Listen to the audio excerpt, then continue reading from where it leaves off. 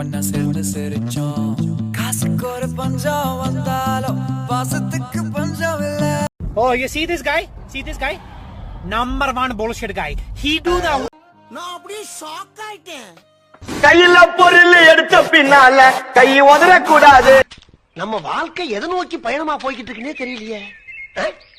யார் என்ன சொன்னா கூட எனக்கு எது சரின்னு படுதோ. நம்ம யார் வம்புக்கும் போறது இல்ல, யார் தும்புக்கும் போறது இல்ல. நம்ம உண்டு, நம்ம சோழி உண்டுன்னு போயிடுறது.